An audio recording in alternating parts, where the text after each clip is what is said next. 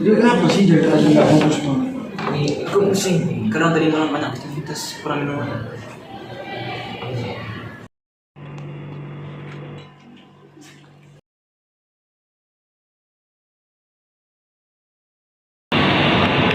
Ayo, Rizal, kamu kan minum kopi setiap hari.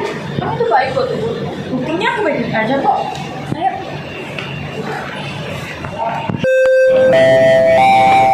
Rizal, aku ganti. Ayo.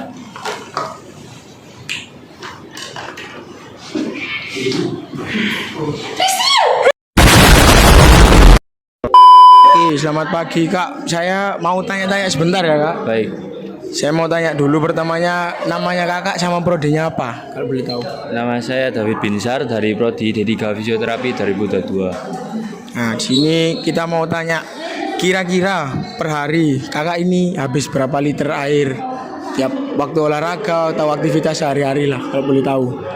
Kalau tiap harinya kalau lagi nggak olahraga sekitar 2 sampai 3 liter per hari.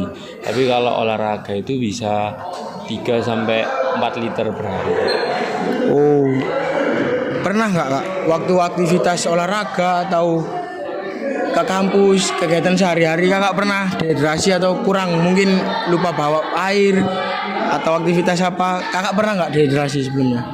Kalau dehidrasi sendiri sih saya juga pernah mengalami saat di kelas itu. Yang saya alami susah fokus dan juga gampang ngantuk. Kondisi tubuh kakak saat mengalami dehidrasi itu seperti apa ya kak? Seperti yang satu kalau di kelas biasanya sih susah fokus saat ada pelajaran gitu, susah memahami. Lalu kepala terasa agak sedikit pusing dan juga ngantukan ya, rasa ngantuk. Oke. Menurut kakak cara mengatasi jika mengalami dehidrasi itu sih gimana ya kak? Kalau saya biasanya kalau sedang olahraga minum minuman yang berisotonik atau biasa saya minum isoplus seperti itu. Kalau di kelas sih biasanya banyak air minum, banyak air putih aja sih. Makasih ya kak. Ya. Boleh tahu nama Bapak siapa? Pak Mahmud. Bapak siapa? Pak Mahmud. Oh, Bapak Mahmud. Kalau boleh tahu bahwa becak ini sudah berapa lama, Bapak? Atau berapa tahun? 20 tahun. Ini begini penumpang sepi ya, Pak? Atau ramai? Sepi. Sepi. Boleh tahu Bapak, ini kan Bapak biasa fokus untuk cari penumpang beca ini seharian. Mungkin dari Bapak sendiri kadang lupa atau jarang untuk minum air. Mungkin pernah Bapak alami seperti itu? Ya, sering minum air saya. Oh, sering. Tapi mungkin jarang karena terlalu fokus. Ya, kadang ya enggak, kadang minum. Ya? Kadang minum, kadang enggak. Oh, kadang. Kadang kalau Bapak tidak minum seharian, itu apa yang Bapak alami? Ya sakit ini, koyo. Sakit, Iya. sakit pinggang. Pinggang. Sakit pinggang terus apalagi? Selain sakit pinggang, mungkin alami dehidrasi, kekeringan di Enggak pernah, cuma Nggak pernah. saya ini kalau makan enak kurang itu apa? Kena asam urat kolesterol. asam urat, Kolesterol, iya. Tapi aman ya Bapak selama ini bawa becak. Oke. Baik. Ini terus Bapak terima kasih banyak untuk waktunya. Kami boleh diberi kesempatan untuk bisa wawancara dengan Bapak. Jadi terima kasih banyak. Selamat siang dokter. Sebelumnya perkenalkan, saya Meliska Media Sinaga dari Ilkep 24 dan teman saya. Saya dengan Nalina Karabel dari Ilkep 2024 juga. Oke, sebelum kita masuk ke pertanyaan ini dokter, boleh nih untuk perkenalan dulu dan dokter di sini sebagai dokter apa? Ya, selamat siang. Saya dengan Edward Mulyawan Putra.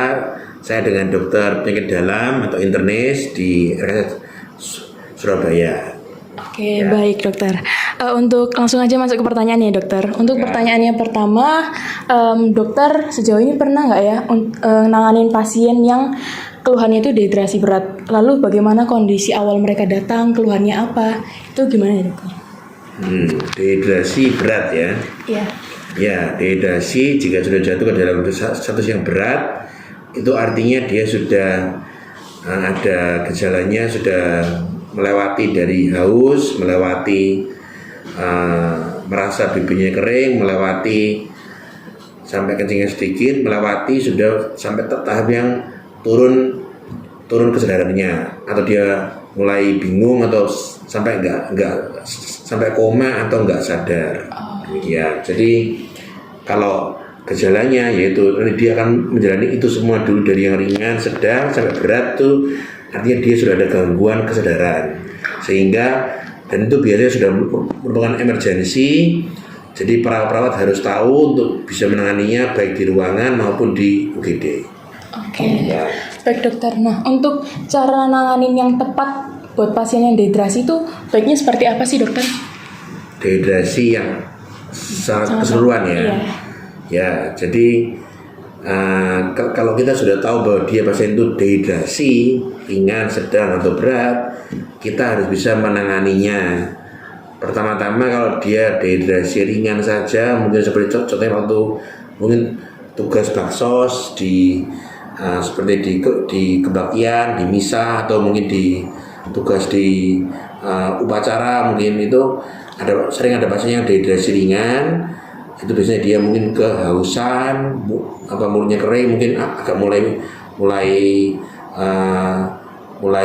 itu ada pusing atau lemas. Itu kita bisa mungkin memberikan dia cairan yang berupa air biasa boleh, atau air putih boleh, dingin boleh, suhu biasa, temperatur ruangan, dengan oral. Jadi kalau diberikan secara oral, kalau dia bisa oral itu yang paling bagus karena tubuh bisa cepat menyerap dan tidak invasif juga. Biasanya kita berikan cairan oral itu kurang lebih 10 cc per kilogram berat badan, sehingga dia bisa terpenuhi kekurangan cairannya. Namun jika pasien itu sudah mulai tidak bisa minum atau mungkin tidak sadar, kita bisa memberikan dia cairan secara intravena atau dari infus. Itu biasanya jika pasien tidak ada gangguan jantung, gangguan ginjal, tidak ada gangguan albumin, dan usianya cukup di bawah 50 mungkin, itu bisa diberikan cairan awal sebanyak 20 hingga 30 cc per kilogram berat badan dalam 1 jam, dan dilihat bagaimana responnya. Kalau pasiennya mulai ada usia tua di atas 70, terus gangguan albumin, gangguan jantung, gangguan ginjal, kita bisa memberikannya lebih lama, mungkin sekitar 500 cc dalam 2 jam hingga 4 jam. Ya, silakan. Nah, dengar-dengarnya dokter, kenapa kebutuhan cairan orang yang berolahraga sama yang nggak berolahraga itu beda gitu? Olahraga? Ya, jadi lebih banyak kebutuhan cairannya itu yang sering beraktivitas. Ya. Terus jadi untuk kebutuhan cairan itu pasien yang sehari-hari biasanya orangnya biasa yang normal beraktivitas itu pasti juga bisa kehilangan cairan yang nggak disadari. Itu namanya invisible water loss atau IWL. Itu dia biasanya kehilangan kurang lebih 10 cc per kilogram berat badan. Itu dari uap nafas, dari keringat gitu. Lah itu dari kalau pasien itu beraktivitas, apalagi di tengah udara Surabaya yang lagi panas kayak sekarang ini, dia justru akan menambah jumlah cairan yang keluar, baik dari keringat, baik dari uap nafas. Lah itu kalau dia berolahraga, dia akan tubuh akan meningkat metabolismenya, otot akan dipakai lebih keras sehingga akan lebih butuh banyak tenaga dan juga butuh banyak cairan. Kemudian keringat kukuannya akan bertambah, dan belum kalau mungkin dia terlalu keras berolahraga sehingga dia malah mungkin ada muntah segala, itu juga akan menambah kurang cairan. Jadi dipastikan harus cukup, kekurangan harus dicukupi status cairan pasien atau orang yang berolahraga sebelum memulai olahraganya. Ya. Oke. Nah, untuk penyebab sama tanda-tandanya seseorang itu dehidrasi itu seperti apa ya, Dok? Penyebab dan Ya. umumnya. Kalau penyebabnya itu biasanya dibagi 3 yang gampang. Inputnya berkurang, outputnya berlebihan, atau gangguan distribusi seperti shock. Inputnya berkurang contohnya seperti pasien mungkin yang sedang sakit atau dia malas makan, malas minum sehingga berkurang minumnya, atau mungkin yang pada anak-anak muda sekarang diet itu malas minum, malas makan. Terus habis itu output bertambah, contohnya seperti pasien diare, pasien itu yang mungkin banyak aktivitasnya olahraga, atau juga bisa pasien yang pendarahan, baik dari pendarahan traumatis atau pendarahan non trauma seperti ibu melahirkan atau yang lain. Terus distribusi itu biasanya pada pasien dengan shock, itu contohnya seperti pasien yang sudah opname terus terjadi shock septic, terjadi shock anafilaktik, itu terjadi gangguan distribusi karena perpindahan cairan di dalam pembuluh darah intravaskular keluar ke interstisial, itu juga bisa terjadi dehidrasi. Terus yang kedua apa? Tanda-tanda dehidrasi. Tandanya kalau dehidrasi awal itu biasanya pasiennya mulai rasa haus, itu kalau yang pasien yang masih muda dengan bertambahnya usia tua itu akan berkurang saraf yang bisa merasakan rasa haus itu, sehingga pasien tua lebih rentan terhadap dehidrasi. Terus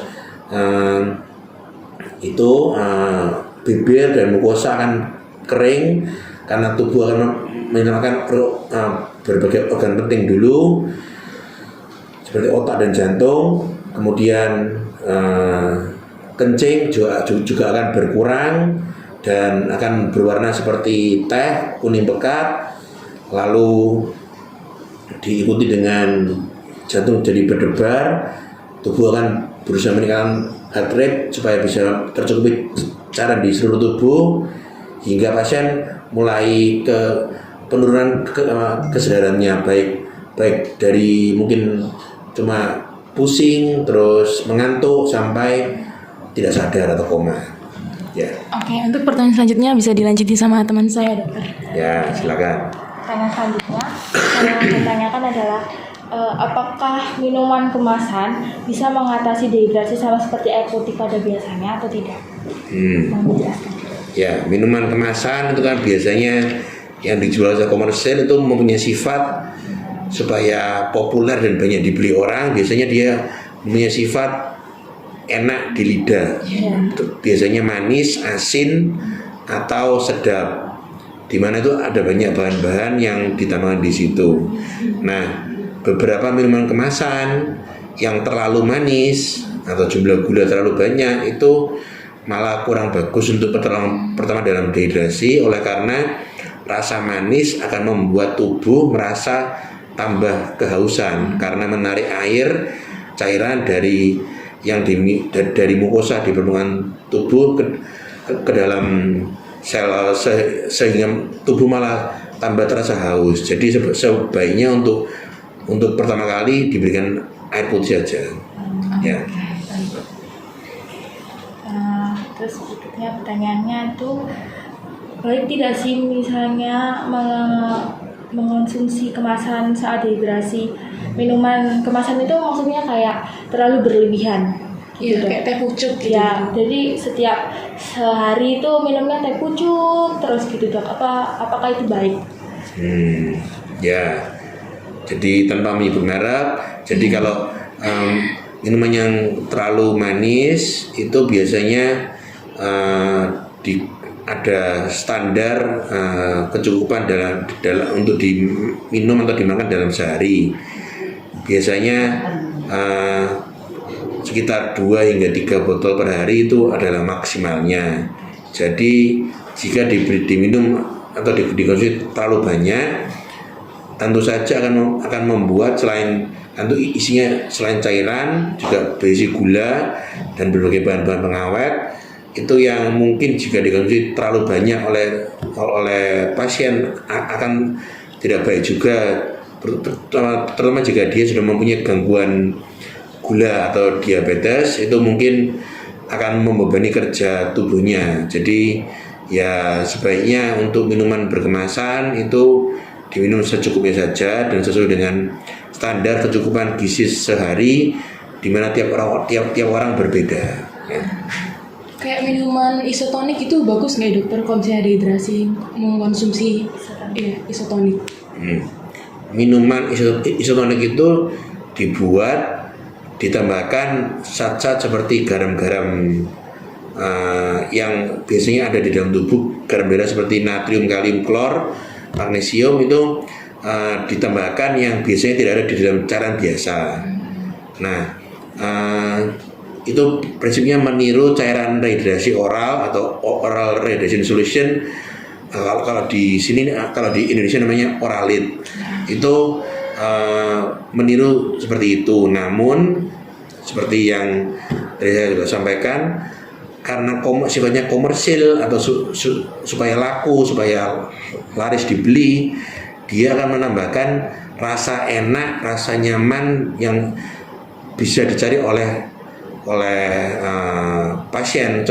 Contohnya seperti rasa manis, mungkin rasa buah-buahan atau rasa lain-lain. Itu jika targetnya adalah pasien dewasa muda yang sehat, mungkin tidak masalah. Namun jika pasiennya sudah ada usia lanjut, ada gangguan gula, mungkin itu bisa menjadi masalah jika minuman isotonik itu. Jadi ya sekali lagi untuk penanganan awal sebaiknya tetap dengan air putih biasa, ya.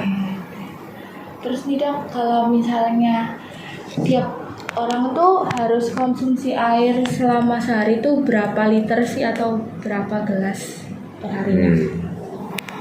Jadi kan ini kalau kita bicara orang-orang yang kalau di Indonesia kan antara 50 hingga 70 kilo berat badannya, itu biasanya perlu mengkonsumsi air kurang lebih antara 1.500 hingga 2.500 cc per hari.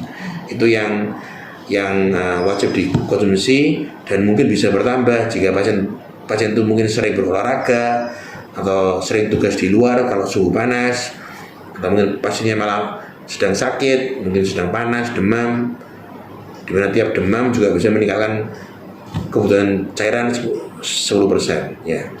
Oke, baik, segitu dulu aja dokter untuk pertanyaannya.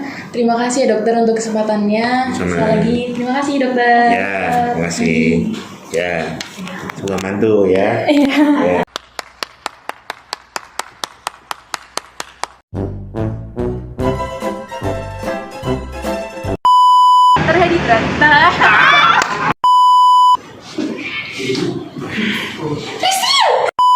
Terhadap ini aku ngetik aja kok. Ayo.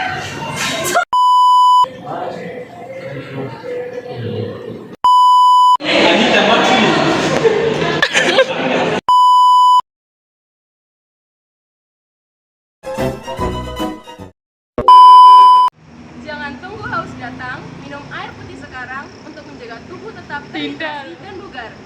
Air putih, teman terbaik kesehatanmu.